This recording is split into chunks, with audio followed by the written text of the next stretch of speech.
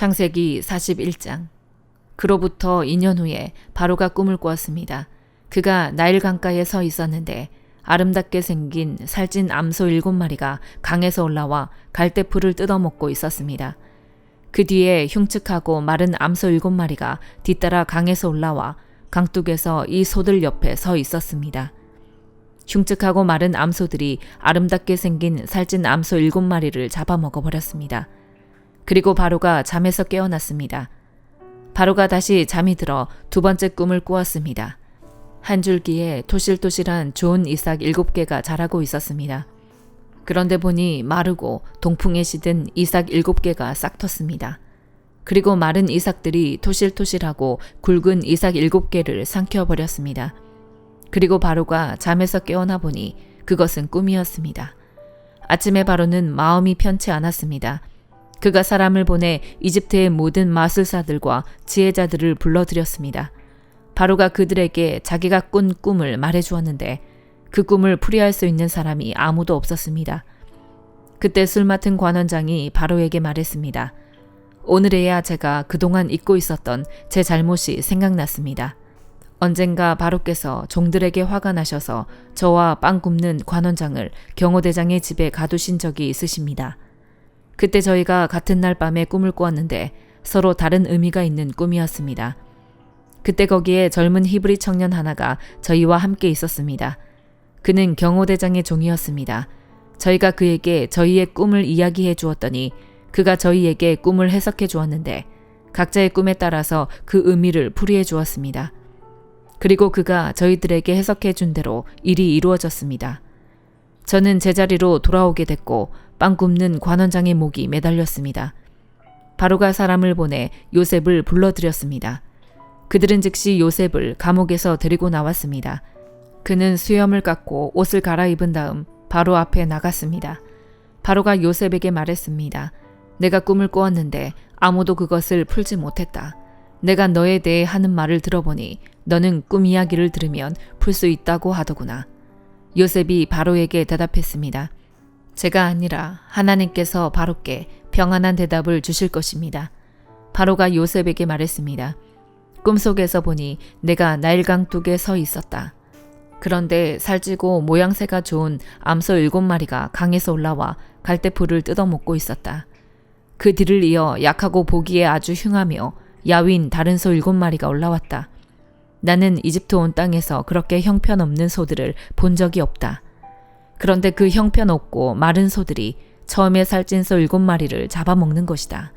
그것들은 먹고 나서도 굶은 것처럼 여전히 그 생김새가 형편없었다. 그리고 내가 잠에서 깨었다. 다시 내가 꿈에서 보니 굵고 좋은 알곡이 달린 7개의 이삭이 한 줄기에서 자라나고 있었다. 그 뒤를 이어 마르고 동풍에 시든 7개의 이삭이 싹 텄다. 그러고 나서 그 마른 이삭들이 좋은 이삭 7을 삼켜버렸다. 내가 이것을 마술사들에게 말해주었지만 내게 그 꿈을 설명해주는 사람이 없었다. 요셉이 바로에게 말했습니다. 바로의 꿈은 다 같은 것입니다. 하나님께서 이제 하시고자 하는 일을 바로께 보여주신 것입니다. 7마리 좋은 소는 7년을 말하며 7개의 좋은 이삭도 7년을 말합니다. 이 꿈은 같은 것입니다. 나중에 나온 7마리의 마르고 형편없는 소들 역시 7년을 말하고 동풍에 마른 속이 빈 이삭 7도 흉년이 7년 동안 있을 것을 말합니다. 제가 바로께 말씀드린 것과 같이 이것은 하나님께서 이제 하시고자 하는 일을 바로께 보여주신 것입니다. 두고 보십시오. 이집트 온 땅에 7년 동안 큰 풍년이 있게 될 것입니다. 그 후에 7년의 흉년이 뒤따를 것입니다.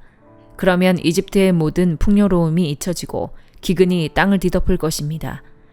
뒤에 따라올 기근이 너무 심해 이 땅에 풍요로움이 있었는지 기억조차 못하게 될 것입니다. 이 꿈이 바로께 2번이나 반복해 보인 것은 이 일을 하나님께서 결정하셨고 하나님께서 이 일을 서둘러 행하실 것이기 때문입니다. 이제 바로께서는 분별력과 지혜가 있는 사람을 찾아 이집트 땅 위에 세우십시오. 바로께서는 이렇게 행하십시오. 온 땅의 감독들을 임명하시고 7년의 풍년 동안 이집트에서 추수한 곡식의 5분의 1을 거둬들이게 하십시오. 이제 다가올 풍년 동안에 이 식량들을 모아들이시고 왕의 권한 아래 이 곡식들을 각 성읍에 쌓아놓고 지키게 하십시오. 이 양식들은 이집트 땅에 일어날 7년 동안의 흉년에 대비한 식량이 될 것입니다. 그러면 이 땅이 흉년으로 망하는 일이 없을 것입니다. 이 제안이 바로와 그의 모든 신하들에게 좋게 여겨졌습니다. 바로가 자기 신하들에게 말했습니다. 우리가 이 사람처럼 하나님의 영이 있는 사람을 찾을 수가 있겠느냐? 바로가 요셉에게 말했습니다.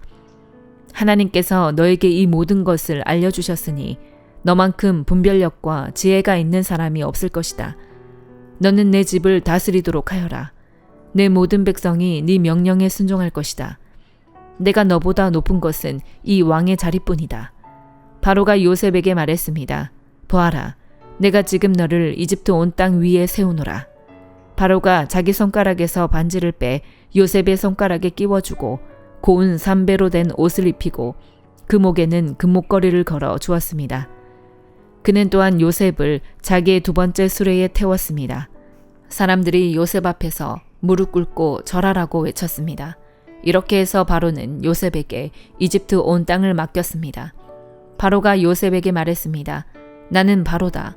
네 말이 떨어지기 전에는 이집트 온 땅에서 자기 손이나 발을 움직일 사람이 없을 것이다. 바로가 요셉에게 사브낫 바네아라는 이름을 지어주었습니다. 그리고 온의 제사장인 보디베라의 딸 아스낫을 그에게 아내로 주었습니다. 요셉이 이집트 땅을 다스렸습니다. 요셉이 이집트 왕 바로 앞에 서게 됐을 때 그의 나이 30세였습니다. 요셉은 바로 앞에서 나와 이집트를 두루 살피고 다녔습니다. 땅은 7년의 풍년 동안 풍성하게 많은 소출을 냈습니다. 요셉은 그 7년의 풍년 동안 이집트에서 생산된 모든 양식을 걷어 여러 성에 쌓아두었습니다. 그는 각 성의 주변에 있는 밭에서 거둔 양식들을 각 성에 저장해 두었습니다. 요셉은 바다의 모래처럼 어마어마하게 많은 양의 곡식을 모아두었습니다. 그 양이 너무 많아서 그는 다 기록할 수가 없었습니다. 흉년이 들기 전에 온의 제사장 보디베라의 딸 아스낫이 요셉에게 두 아들을 낳아 주었습니다. 요셉은 하나님께서 나로 하여금 내 모든 수고와 내 아버지 집의 모든 일을 다 잊게 하셨다라고 하며 맏아들의 이름을 므낫세라고 지었습니다. 그리고 그는 하나님께서 나로 하여금 내 고난의 땅에서 번영하게 하셨다라고 하며 작은 아들의 이름을 에브라임이라고 지었습니다. 이집트 땅의 7년의 풍년이 끝났습니다. 그리고 요셉이 말한 대로 7년의 흉년이 시작됐습니다. 다른 모든 나라에도 흉년이 들었지만 이집트 온 땅에는 식량이 있었습니다. 온 이집트 땅도 굶주리게 되자 백성들이 식량을 구하며 바로에게 부르짖었습니다. 그때 바로가 모든 이집트 백성들에게 요셉에게 가서 그가 하라는 대로 하라고 말했습니다. 흉년이 온 땅에 닥치자 요셉은 창고를 열어 이집트 백성들에게 곡식을 팔았습니다. 이집트 땅에 기근이 아주 심했습니다.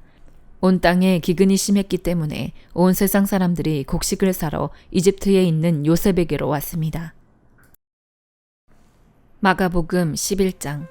그들이 예루살렘에 가까이 와서 올리브산 근처 벳바게와 베다니에 이르렀을 때 예수께서 제자 2명을 보내시며 말씀하셨습니다. 저기 보이는 마을로 들어가라. 그곳에 들어가 보면 아직 아무도 탄 적이 없는 새끼 나귀 하나가 매여 있을 것이다. 그 나귀를 풀어서 이리로 끌고 와라. 만약 누가 왜 이러느냐고 물으면 주께서 필요하시니 쓰고 제자리에 갖다 놓겠다고 하라. 그들이 가서 보니 길거리 어느 문 앞에 새끼 나귀가 매여 있었습니다. 그들이 나귀를 풀고 있는데 거기서 있던 사람들이 물었습니다. 뭘 하는 것이요? 왜 나귀를 풀고 있어? 그들이 예수께서 일러주신 대로 대답하자 그 사람들이 허락해 주었습니다. 그들이 나귀를 예수께 끌고 와서 자기들의 겉옷을 그 위에 얹어드리자 예수께서 나귀를 타셨습니다. 많은 사람들이 길 위에 겉옷을 깔아드렸고 또 어떤 사람들은 들에서 나뭇가지를 꺾어와 길에 깔기도 했습니다. 앞서가는 사람들과 뒤따라가는 사람들이 외쳤습니다. 호산나 복이 있으리로다. 주의 이름으로 오시는 분이여 복이 있도다. 다가오는 우리 조상 다윗의 나라여 지극히 높은 곳에서 호산나. 예수께서 예루살렘에 도착하시자 성전으로 들어가셨습니다. 예수께서는 모든 것을 둘러보시고는 이미 날이 저물었으므로 12 제자들과 함께 베다니로 나가셨습니다.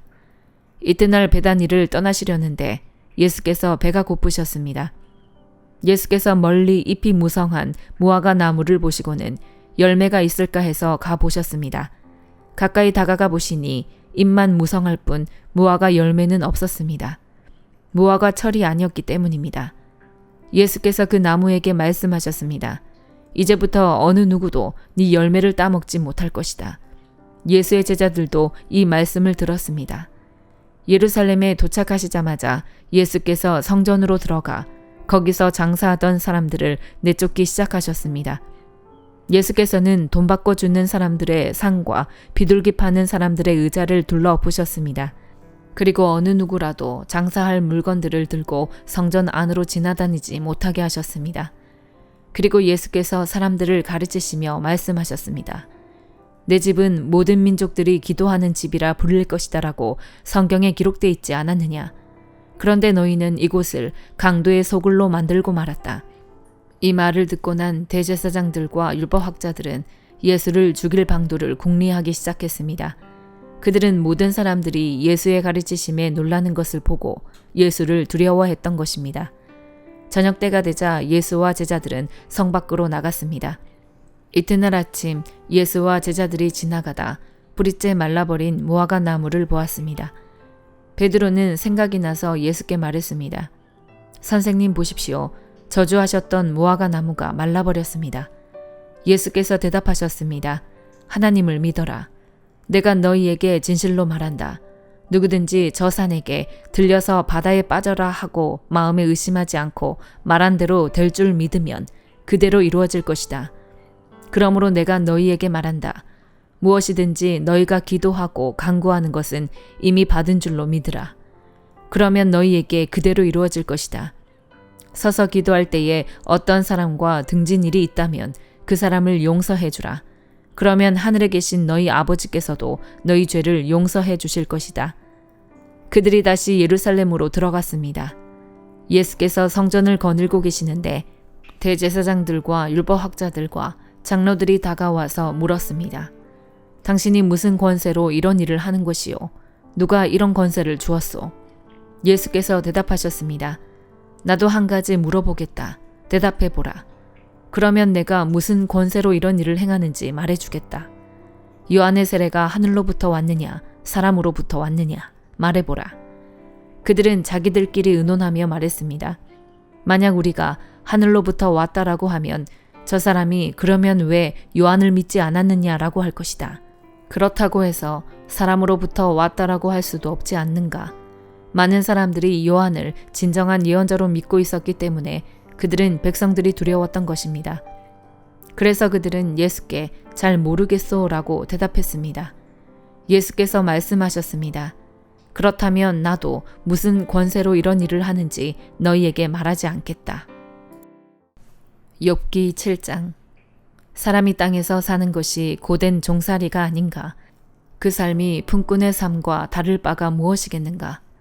종이 땅거미 지기를 간절히 기다리는 것 같이 품꾼이 하루 품삯을 애타게 기다리는 것 같이 나도 몇 달 동안 허무한 일을 당하고 비참한 밤이 나를 위해 정해졌다네. 내가 누울 때 내가 언제나 일어날까 밤이 언제 끝날까 하지만 새벽까지 이리저리 뒤척인다네. 내 몸은 벌레와 흙먼지로 옷 입었고 내 살은 골마 터졌다네. 내 인생이 배틀의 북보다 빠르게 지나가니 소망도 없이 끝나고 마나 보네. 내 인생이 바람임을 기억해 주십시오. 내 눈이 다시는 좋은 것을 보지 못할 것 같습니다. 지금 나를 보는 눈이 더는 나를 못 보고 주의 눈이 나를 찾아도 내가 더는 존재하지 않을 것입니다. 구름이 사라져 없어지듯이 무덤으로 내려가는 자는 돌아오지 않는 법입니다. 그가 다시는 자기 집에 돌아오지 못하고 그가 있던 자리도 더는 그를 알지 못할 것입니다. 그러므로 내가 입을 다물지 못하겠습니다. 내 영이 이렇게 고통을 받으면서 말하고 내 영혼이 이렇게 쓰라려 하면서 원망할 것입니다. 내가 바다입니까? 아니면 바다의 괴물입니까? 주께서 왜 나를 감시하십니까? 내 침대가 나를 편하게 해주겠지. 내 보금자리가 내 원망을 받아주겠지라고 하면 주께서는 꿈속에서 두렵게 하시고 환상으로 무섭게 하십니다. 내 영혼이 차라리 질식해서 죽는 게 이런 몸으로 사는 것보다 낫다 싶습니다. 나는 사는 게 싫습니다. 영원히 살 것도 아닌데 나를 혼자 내버려 두소서. 내 인생이 허무하기 짝이 없습니다. 사람이 무엇인데 주께서 그를 크게 생각하시고 그에게 그렇게 많은 관심을 쏟으십니까? 왜 그렇게 아침마다 감시하시고 순간마다 시험하십니까? 주께서 언제까지 나를 떠나지 않으시겠습니까? 침을 꼴깍 삼키는 동안만이라도 나를 가만히 내버려 두지 않으시겠습니까? 오, 사람을 감시하시는 분이여, 내가 죄를 지었다 해도 그것이 주께 무슨 일이 되겠습니까? 주께서 왜 나를 관역으로 삼으셔서 내가 내 자신에게 짐이 되게 하십니까? 주는 왜 내 허물을 용서하지 않으시고 내 죄를 없애주지 않으십니까? 이제 내가 흙먼지 속에 누울 것입니다. 주께서 아침에 나를 찾으셔도 내가 더는 없을 것입니다. 로마서 11장. 그러면 내가 묻겠습니다. 하나님께서 자기 백성을 버리셨습니까? 결코 그럴 수 없습니다. 나 자신도 이스라엘 사람이요 아브라함의 씨에서 난 자요 베냐민 지파에 속한 사람입니다. 하나님께서는 미리 아신 자기 백성을 버리지 않으셨습니다. 여러분은 성경이 엘리야에 관해 말한 것을 알지 못합니까? 그가 이스라엘을 고발해 하나님께 호소하기를 주여, 그들이 주의 예언자들을 죽이고 주의 제단들을 부수었습니다. 오직 저만 남았는데 그들이 제 목숨도 찾고 있습니다. 라고 했습니다. 그러나 하나님께서 그에게 무엇이라고 대답하셨습니까? 내가 나 자신을 위해 바알에게 무릎을 꿇지 않은 7,000명을 남겨두었다라고 하셨습니다. 그러므로 이와 같이 지금도 은혜로 선택을 받아 남은 사람이 있습니다. 그리고 만일 은혜로 된 것이면 행위로 인한 것이 아닙니다. 그렇지 않으면 은혜는 더 이상 은혜가 되지 못합니다. 그러면 무엇입니까? 이스라엘은 자기들이 찾던 것을 얻지 못했습니다. 오직 택하심을 받은 사람이 얻었고 나머지 사람들은 완악해졌습니다. 기록되기를 하나님께서 오는 날까지 그들에게 혼미한 심령과 보지 못하는 눈과 듣지 못하는 귀를 주셨다라고 한 것과 같습니다. 또 다윗도 말하기를 그들의 밥상이 그들에게 덕과 올가미와 거치는 것과 보응이 되게 하시고 그들의 눈이 어두워져 볼 수 없게 하시고 그들의 등이 영원히 굽게 하소서라고 했습니다. 그러면 내가 묻겠습니다. 그들이 완전히 쓰러져 내버려야 할 정도로 넘어진 것입니까? 결코 그럴 수 없습니다.